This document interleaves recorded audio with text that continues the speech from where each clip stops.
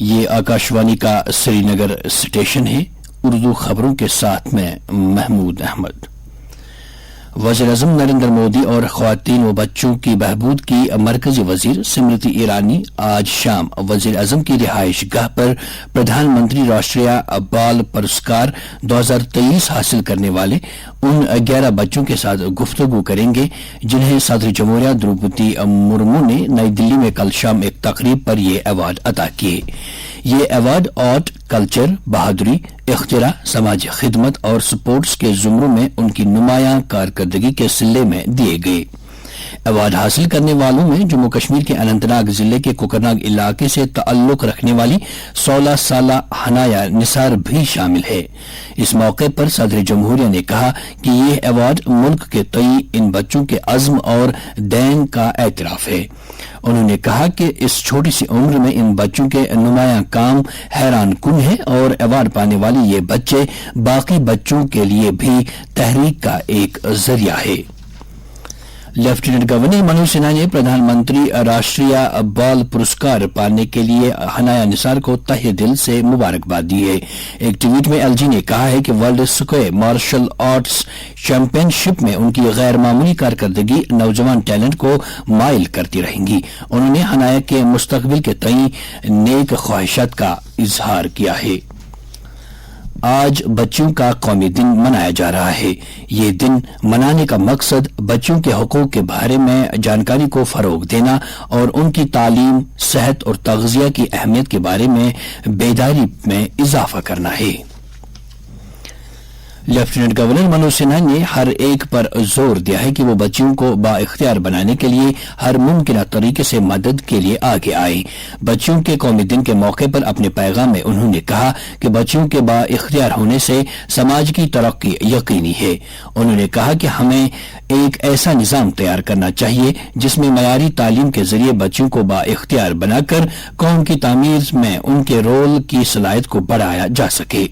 L G نے کہا کہ وزیر اعظم کی بصیرت افروز رہبری کے تحت ناری شکتی سبھی حائل رکاوٹوں کو دور کر رہی ہے اور مختلف شعبوں میں مثالی قائدانہ صلاحیت کا مظاہرہ کر رہی ہے۔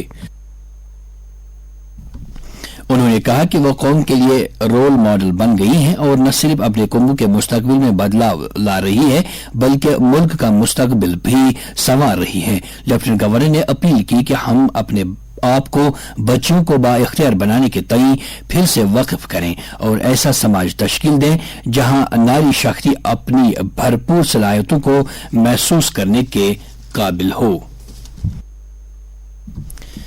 26 جنوری کو آنے والی یوم جمہوریہ کی تقاریب منانے کے سلسلے میں جموں کشمیر میں انتظامات کو حتمی شکل دی جا رہی ہے۔ متعلقہ ضلع ترقیاتی کمشنروں نے مختلف محکموں کے افسران کے ساتھ میٹنگیں کر کے انتظامات کا جائزہ لیا۔ حفاظتی بندوبست کو بھی پہلے ہی چوکنا کر دیا گیا ہے۔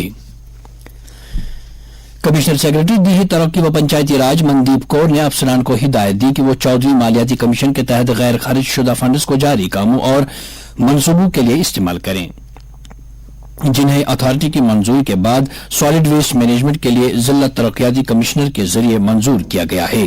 اس ضمن میں ایک سرکاری اعلامیہ میں اس بات کا اعادہ کیا گیا ہے کہ اضلاع 14ویں فائنانس کمیشن کے فنڈ سے محروم نہ ہوں گے، تاہم 31 مارچ 2023 سے قبل فنڈز کے بر وقت اور معقول استعمال کو یقینی بنانے کے لیے ضروری ہے کہ 4291 پنچایتوں کے پاس پڑے ہوئے ایف سی فنڈز کا حساب لیا جائے اور غیر خرچ شدہ فنڈز سوچھ جموں کشمیر کے لیے استعمال کیے جائیں۔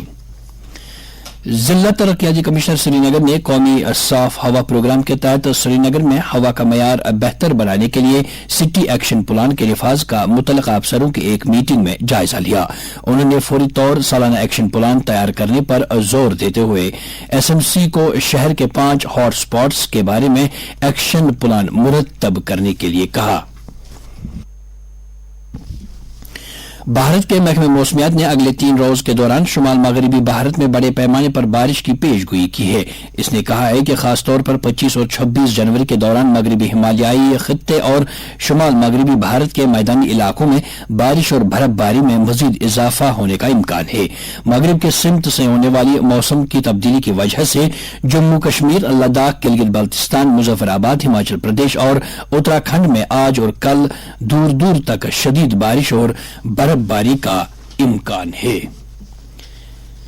اس کے ساتھ ہی خبروں کا یہ بلٹن ختم ہوا۔